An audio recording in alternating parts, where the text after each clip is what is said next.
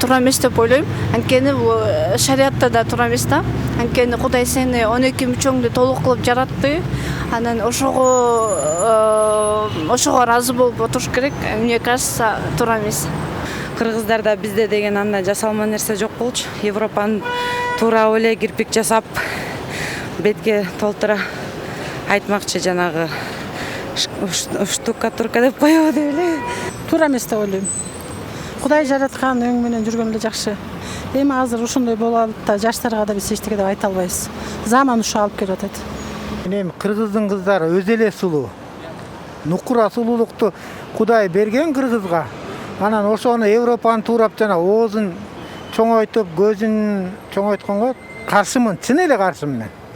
Кыргыздын кыздары нукура атайынча калса, биздин качан ата бабаларыбыз, ата энелерибиз ошентип оозун чоңойтты эле. Качан көзүн чоңойтты эле. Азыркы менин жеке көз карашым боюнча бул нерсе нормалдуу эле нерсе. Замандын талабына жооп берет. Честно, не очень. Почему? Потому что от природы как бы есть природа. Да, конечно, есть там какие дефекты, когда нужно поправить что-либо. Можно, но не когда уже там губы качают, там нос переделали, там грудь, ну, в общем, как бы так. Если что-то поправить, ну, в смысле, вот там какая-то травма, шрамы, то да. Дал ушул тармактагы алгачкы конуңуз менен тааныштырабыз. Анда экинчи конуңуз менен тааныштыралы. Медицина илимдеринин кандидаты, пластикалык хирург, врач Султан Тукешев бүгүн бизден мында. Саламатсызбы? Саламатсызбы менен. Сиздер дагы. Агайны бүгүнкү канча кардарыңыз бар эле? Бүгүн 3 операция пландалган. Пластикалык бетке мурунга жасалчу операция, экөөсү ошо сурмага жасалчу операция. Мурун деп калдыңыз. Бул да болсо аябай мага жакыныраак. Эмне үчүн ушул мурунду баягы операция кылуу жолу канча убакыттан бери Кыргызстанда башталды? Бул ринопластика деп аталган операция. Кыргызстанда өнүккөнү мына акыркы бир 2 жыл деп айтсак болот. Жеткиликтүү түрдө өнүккөн деп айтсак болот да. Ага чейин эле жасалчу, бирок жаңы көз караштар менен ошо дүйнөдө жасалып аткан ыкмалар менен жасалып баштаганына ошо 2 жыл болуп калды. Ошону киргизиш үчүн ошо биз дүйнөлүк ошо атагы ошо дүйнөгө таанылган хирургдарга барып, ошол кымбат ошо курстарын окуп, ошолордун жанында ошо тажрыйба алып, ошентип жүрүп, анан бул жерге ошо Кыргызстандын ошо практикасына киргиздик да. Ал ошол мурундун анатомиясын сактоо менен жасалчу операцияларда. Мисалы, мурун операциялар жасалганда учунан кесилип, толугу менен ачылып жасалса, ал жерде жанагы мурундун учун кармап туруучу ошол жанагы анатомиялык структуралар ошол жабыркап калчу да. Азыр болсо ошол мурунду тышынан кеспей туруп, ичинен бул тешиктер аркылуу кирип, ошо анатомиясын толугу менен сактап, бирок формасын өзгөрткөн ошо операция да. Ошол ыкманы азыр Кыргызстанда биз киргизип азыр жасап атабыз да. Султан мырза, бул баягы теле көрүүчүлөргө да кызык болсо керек, мага да кызык болуп атат. Бул эмне зарылчылыгы бар ошо мурунга операция жасатыштын, көзгө ошо жасатыштын? Зарылчылыгы биздин Азия түзүлүшүндөгү мурундардын өзгөчөлүгүн айта турган болсок, бизде көбүнчө ошо кандай десем мындай жазы мурундар көп кезигет. Мындай астынан караганда жазы, капталынан караганда бийиктиги жок да. Мындайча айтканда кыргызча мындай жалпак тил менен айтсак, мындай жалпак мурун деп койсок болот да. Ошолордун мисалы кырдач кылып, учтуураак кылып, анан жазылыгын азайтып, анан ошол эле учурда дем алуу функциясын калыбына келтирүү менен жасалган операция. Бул ден соолукка мындай кедергесин тийгизбейби, зыян тийгизбейби? Тескерисинче кээ бир учурларда пайдасын берет да. Мисалы, Азия тибиндеги мурундардын ошо түзүлүшү мындай жалпак болсо, ол жердеги жана дем алуу клапаны жабык болот да. Анан мисалы ошону учун көтөрүп койсо, дем алуу клапаны ачылып, дем алуусу жакшы болуп калат да. Ошол себептүү бул тескерисинче пайда берет да. Кээ бир пациенттерге. Канча жаштан жогору дал ушул жасатуу, операция жасатууга болот? Мисалы үчүн кандайдыр бир чектөө бар да. Эми эстетикалык операция өзүңөр билесиңиздер да. Мисалы психологиялык абалы туруктуу абалга жеткенден кийин жасаш керек да. Бул мисалы өспүрүм курактан өткөндөн кийин. 16-17 жаштан өткөндөн кийин мисалы мурунга операция жасаса болот. Ошол учурда мурундун жетилүүсү токтоп, өзүнүн алчу формасын алгандан кийин анан жасаса туура болот да. Сурманы 15-16 жаштан кийин жасаса болот. Мисалы эми жанагындай тубаса жана жаракан менен төрөлүп калган учурлар бар. Мисалы оозу жырык болуп, көңдөй ошо оозунун көңдөй жарык болуп төрөлгөндөр бар. Аларды эми ошо жашоодогу жанагы көрсөтмө деп коет. Ошол учурга байланыштуу ошол 1 жаш, 2 жаштар жасалат да. Бирок кийин 16-17 жашка жеткенде аларды дагы мындай жакшыраак формага келтириш үчүн дагы жасаш керек да операциялар. Эң сонун учурдун талабына ылайык деп калдыңыз. Бул аргасыздыктанбы же атаандашуу жаштардын арасында? Эми бизде эмнегедир ушу пластикалык хирургия, эстетикалык хирургия десе көбүнчө ушундай негативдүү кабыл алуу бар да. Бул жерде биз мисалы биз күнүгө иштегендиктен ошо адамдын ошо көйгөйүн көрөбүз да. Мисалы ошол нерсе чынында кыйнап атканын көрөбүз. Ошол нерсе үчүн көбүрөөк ойлонуп, балким кыйналып жүргөн учурлар да бар да. Ошол себептен биз ошолорду жасап беребиз да. Анан жанагындай албетте мисалы кээ бирөө сиздер айткандай чынында эле ошол кереги жок болсо деле ашыкча өзүнүн каалоосунан дагы ашыкча кеткен учурлар бар. Эми аларды биз тыкыр карап анан мамиле кылабыз да. Кереги жок болсо жасабайбыз. Акырын эме кылабыз, сунушту четке кагабыз да. Ошол. Жаш. Сунушту четке кагабыз деп калдыңыз. Кээ бирлер бар да, биз көкбет деп коебуз го, айткандан айтпаган, мен ушинтип жасатам дедим, жасатам, сиздер сураган сумманы берем деп койсо. Андай эмне болот? Бул жерде акчанын бийлиги чечпейт. Анткени биз карап көрүп, ошол нерсе чынында ошол кишиге керекпи, жокпу, ошол карап туруп чечебиз да. Анткени эгер ошол сиз айткандай көкбет адамдын ошо ою менен кирип жасаса, жасап бүткөндөн кийин хирургда дагы ошол пациентте да проблема башталат да. Анткени ал ошо менен эле канаттанып калбайт. Операциядан кийин да көкбеттенет дейсизби? Операциядан кийин дагы жаңы нерселерди чыгарат да, проблемаларды чыгарат. Ошол себептен бул жерден албетте биз өтө такыр мамиле кылабыз. Ыраазычылык менен болот турбайбы баары? Ал жерде мындай өтө мындай кандай десем мындай кылдат психологиялык абалын изилдеп жасаш керек да. Негизи эле мурда буга чейин биздин ушул пластикалык операцияларды сырттан жасатчу көп кишичи угуп калчубуз да. Бизге келгенине канча жыл болду мындай келип бизди жасалып баштаганына? Эми азыр маалымат көбүрөөк жеткиликтүү болуп калганына байланыштуу бизде элибизде менимче мындай жеткиликтүү маалымат бир 3-4 жылдын ичинде көбүрөөк болду десем туура болот го. Бирок бул операциялар бизде 15 жыл мурун жасалып келген десем жаңылышпайм. Тескерисинче азыр мисалы реконструктивдик хирургия деген ошо пластикалык хирургиянын бөлүмү бар да. Бул жанагындай авариядан кийин, күйүттөн кийин же жанагы онкологиялык шишиктерди алгандан кийин түрү бузулуп калган учурлар да. Ошол багыт боюнча Кыргызстан тескерисинче лидерлик позицияда десем болот да.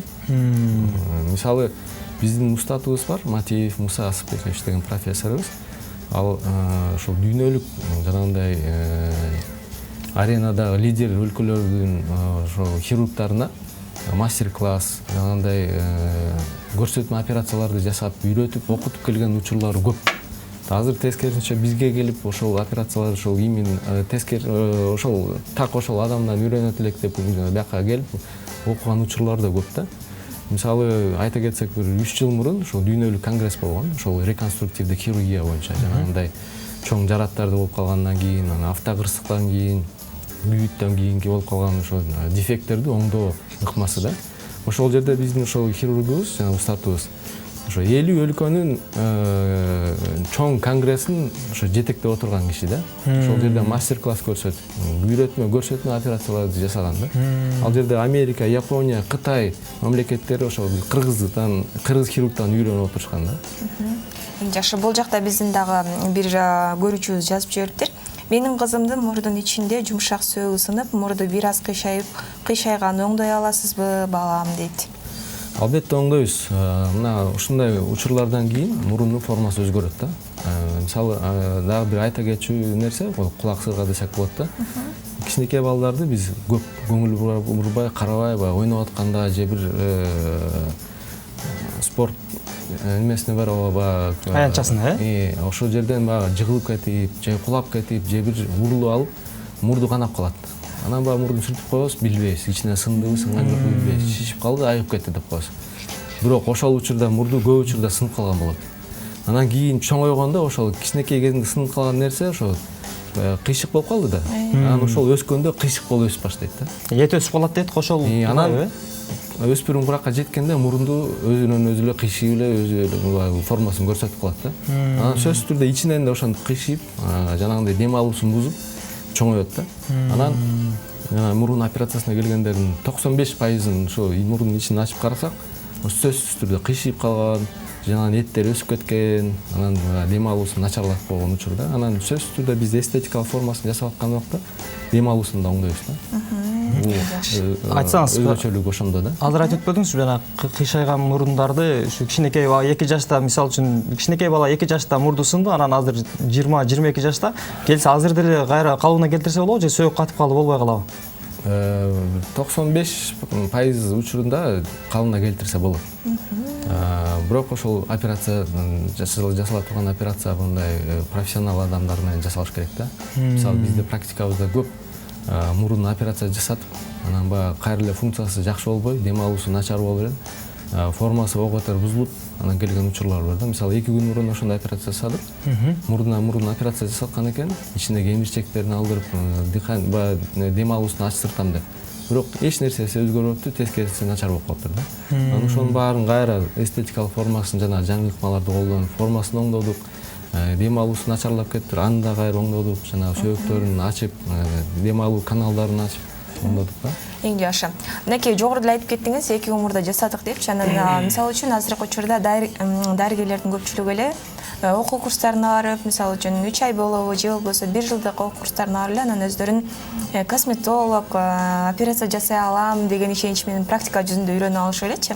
Анан ушундай жолго барышып, анан көпчүлүк кардарлар жапа чегип калып атат. Сөзсүз түрдө бул операция жасап дагы адам канча жыл эмгек кылыш керек, канча жыл баягы билим алыш керек сиздин оюңузча? Аябай эң чоң көйгөй болуп аткан нерсени ошо азыр белгилеп кеттиңер. Мисалы бул нерсе өнүккөн өлкөлөрдө кандай жолго коюлган. Мисалы ар бир кесипкөйлөрдүн өзүнүн ассоциациясы бар да. Мисалы пластикалык хирург болобу же косметолог болобу. Ошол ассоциациялар ошол багытта иштеген кесипкөй адамдарды сертификациялайт да. Бул адам ушул кызматты көрсөткөнгө акылуу, тажрыйбасы жетет деп сертификат берет. Анан ошол ассоциациялардын орду аябай ролу чоң да. Ошолор чечет. Ким профессионал эмес. Кимге ишенсе болот, кимге ишенбесе болбойт деген да. Азыр бизде ошол багыт менен ошолго баратабыз да. Өзүңүздөр байкап атасыздар. 1 айлык, 2 айлык, 3 айлык курстар өтө коюп, бул кесип боюнча мен мындай адисмин деп кызматтарды көрсөтүп анан баштап атышат. Бирок аягында кандай болуп калган учурларды көргөн учурларыңыздар бар болуш керек. Ошону бөгөттөө багытында мына кечээ эле ошо саламаттык сактоо министрлигинде ошо чогуу болду министр менен. Ошол жерде биз көз карашыбызды ошо айттык.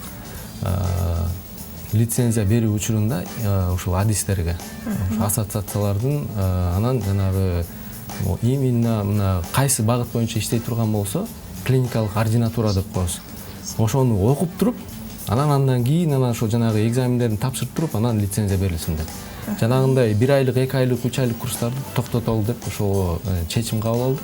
Азыр ошого даярданып атабыз, экзамендерди даярдап атабыз. Анан эми азыр Бишкек шаарында иштеп аткан ошол пластикалык хирургдардын баарын ошол немеси текшерилет да. Лицензиясы кандай иштеп аткан, бул ординатуранын бүткөн эмеспи, ошол өзүнүн багыты боюнча. Анан ошондон кийин менимче бир топ маселелер чечилип калат да. Султан мырза, бүгүнкү биздин темага келе турган болсок, жасалма сулуулук жөнүндө кеп козгоп атабыз да. Жасалма сулуулук жөнүндө айтсаңыз, эми баягы бул суроону сизден сураш бир аз ыңгайсыз болуп турат, өзү баягы өзүңүз пластикалык хирург болсоңуз. Сурай бериңиз. Оюңуз кандай ушу жасалма сулуулукка баягы оожоктонуп мына сулуу болуп алгандар бар го? Бетине 5 килограмм краска чаптап, бирдеме кылып алып деген сөз бар го элибизде. Ушуга оюңуз кандай сиздин? Эми бул боюнча менин оюм позитивдүү да.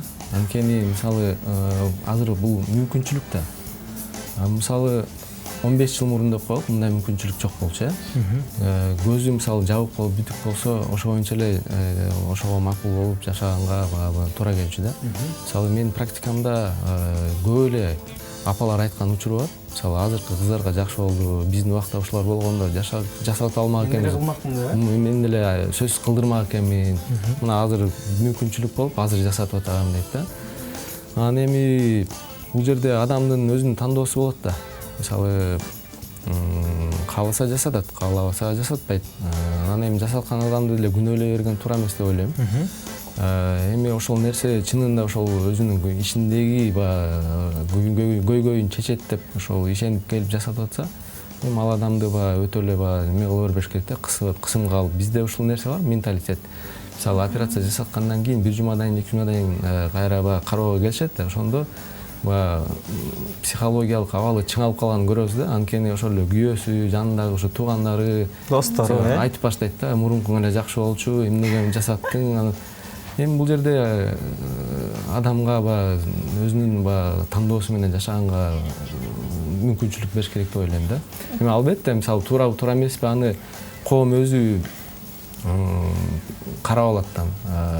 Мисалы сындаган учурлар бар. Тескеринче жакшы болуп калыптыр, ошо жасаткаң жакшы болуптур деп айткан учурлар да көп. Мисалы бизде жана соц тармактарда жарыялагандан кийин сөз комментарийлерди жазышат. Бирөө сонун болуптур дейт. Ошол жакшы мисалы бир кандай десем бир кызматты мисалы соц тармакта бөлүшсөк, бирөө мактайт. Бирөө мурункусу эле жакшы болчу экен дейт. 100 адам болсо 100 пикир да. Анысы кандай ар башка ой, ар башка ой. Эми бул жашоодогу бул табигый нерсе деп ойлойм. Бирөөнө жагат, бирөөнө жакпайт да. Ооба. Адамдар негизи эле ар башка болот эмеспиз. Анан мисалы үчүн мен жасаттым деп кое берели, мурдумду жасаттым. Анан мага жакпай калды. Кайра баштындагыдай кандай болсо ошондой кылып бер деп кайрадан барсам, анда кандай жооп болот? Эми кээ бир операциялар бар, кайра мурункудагыдай кылганга мүмкүн эмес. Ошон үчүн жана операциянын астында макулдашуу, маалымат берүү деген бар. Ошону окуп туруп, анан кол коет да. Бул операцияны мен өзүм жасатам, өзүмдүн чечимим деп. Анан эми ошону кол койгондон кийин, ошону жасагандан кийин мурунку калыбына келбейт. Мисалы кээ бир операциялар бар, калыбына келтирсе болот. Жиптерди мисалы бошотуп мурунку калыбга келтирип койсо болот да. Эми ал операциялардын баарын эми азыр айтып отурсак көп сөз болуп кетет го, бирок жанагы ушундай да. Султан мырза, негизи мурундан башка да кайсы органдарга? Эне мүчөлөргө. Мисалы Азия өлкөсүндө эң популярдуу блефаропластика, сурма салуу билесиздер да. Анан бет тартыруу, кулакка жасалган операциялар көп мисалы. Кулакты кандай чоңойтобу же кичинертичеби көбүнчө? Эми чоңойткондо эми көбүнчө кичинертилет. Чоң болсо мындай кичинертилет. Делден кулак болсо тарттырып, же жанагындай ичинде формасы жок төрөлүп калган учурлар болот. Ошонун формасын кайра окшоштуруп чыгарып, берки экинчи кулагына. Анан эми азыр жаңы багыт кирип атат, жаңы толкун десем болот. Бул жанагы липоскультура аппараттын жардамы менен майды сордуруп алып, кереги жок жерден, анан керек болуп аткан жерге куюп, көлөмүн чоңойткон операция да. Мисалы бул операция мисалы Америка, Россияда аябай өнүккөн, анткени ал жерде жанагындай толук адамдар көп да. Анан ошол себептен спорт залга барса деле ошол майдан арыла албай кыйналып жүрүп, анан операция жолунан келип жасаткан учурлар көп да. Анан ошол азыр багыт бизде да өнүгө баштады да. Эми өнүгө баштады дегенде мурун эле жасалчу бул операциялар. Адамдарда маалымат болуп, анан ошол нерсени жасатканга ошо талап көбөйүп атат да. Мисалы жанагы айымдарды айта турган болсок, ич жагынан мисалы талия деп коебуз, кымча бел кылып. Ошол жеринен май мисалы көп болсо, ошол жеринен майды алып туруп, Анан мисалы жан башына куюп ошондой чоңойткон же буттарын түздөп ошол майдын жардамы менен ушундай операция да. Ошол азыр багыт бизде катуу өнүгүп атат да. Ушул май деп калдыңыз. Мисалы үчүн бир жерден бир нерсени сордуруп алсаң, мисалы үчүн майды сордуруп алсаң, кайра орду бош калат. Анан сөзсүз түрдө ал убакыт өтүшү менен кайрадан толуп баштайт. Эми кайрадан толуп баштайт деген бул жерде кичине мындай медицинанын немесине кайрылышыбыз керек да. Ал липоцит деп коет. Жанагы май клеткалары да. Ал жерден физикалык түрдө ошол май клеткасы алынып атат да. Ал жерге ал кайра жаңыдан ал май клетка өсө албайт да. Ал алынып туруп башка жерге коюлат да. Анан ошо коюлган жеринде ошол майдын мисалы аппаратка дагы алган жана майды алган аппаратка да байланыштуу да. Көп аппараттар бар, алардын статистикасы бар. Мисалы 70%, 80%, 90% ошо жанагы майдын жандануусуна жардам берет да. Мисалы акыркы аппараттар азыр 70-80% ошол куйган майды сактап калганга жардам берет да. Мисалы ичтен алып туруп жамбашка куйдук дейли. Жамбаштагы майдын 20% эрип кетет, 80%, 70% калат да. Ошол калган май ал адамдын өзүнүн майы да. Ошол мисалы ичиндегидей жүргөндөгүдөй эле май болот да. Өзү арыктаса ал майда көлөмү азайышы мүмкүн. Толсо ал дагы бир аз көлөмү чоңоюшу мүмкүн да. Ошондой да.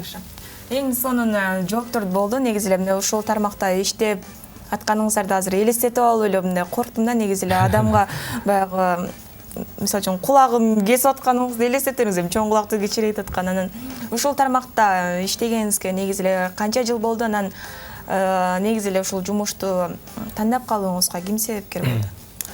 Бул багытта иштегениме 16 жыл болду. 8 жыл окуп, ординатураны бүтүп, андан кийин пластикалык хирургия боюнча бөлүм бар бизде. Улуттук госпиталда. Ошол жерде 11 жыл иштедим. Анан жеке клиникабызды ачып, азыр ошол жерде жеке практика менен алектенип атабыз да. Бирок ошол эле учурда мамлекеттик кызматта иштеп атабыз. Ал жерде да унутпайбыз, ал жерде да иштеп жүрөбүз. Так, анан тандообузга ким себепчи болгону дегенде албетте ата-энебиз. Ошо бизге туура багыт берип, өзүңдүн баягы каалаган кесибиңди танда деп мүмкүнчүлүк берип, окуганга жардам берип, мүмкүнчүлүк берип, шарттарды түзүп берген ошо чоң ата-энебиз да. Анда сизге ыраазычылык. Чоң рахмат. Ата-энеңиз сизди элдин улуу кылып тарбиялаган экен. Элеңизге ыраазычылык билдиребиз. Рахмат. Келиң, сизди көрүп жаткан көрөрмандарга, туугандар болсо, экран аркылуу салам жолдоңуз, ыраазычылык билдирсеңиз болот. Ошо эң биринчиден сиздерге ошо ыраазычылык билдирем.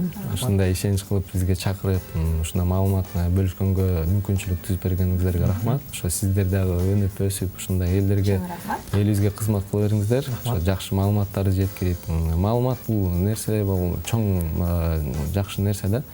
Ар бир нерседе маалымат болсо, туура тандаганга мүмкүнчүлүк болот да. Ошо иштериңиздерге ийгилик. Анан элибизде, жерибизде мына азыркы ошол кирип келген ковидтен ошол баарыбызды Кудай сактасын. Жаман нерсен чыгып кетелик. Ошол эрежелерди туура сактап, ошо баарыбыз ушул жаман илдеттен аман эсен чыгып кетелик. Анан баягы өзүбүздүн багыт боюнча айта турган болсом, эми сулуулукка камсыздык көрүү бул менимче жакшы нерсе. Бул өнүгүш керек. Мисалы жана Корея өлкөсүндөгүдөй болуп, ошол сөзсүз түрдө эле барып операция жасатып эмес, ошол кам көрүү менен ушул операциялардан алыстоону ошо маданият кылышыбыз керек да. Эң жакшы. Сизге чаң рахмат, урматтуу телекөрүүчүлөр. Бүгүн бизде мейманда медицина илимдеринин кандидаты, врач, пластикалык хирург Султан Тукеш болду.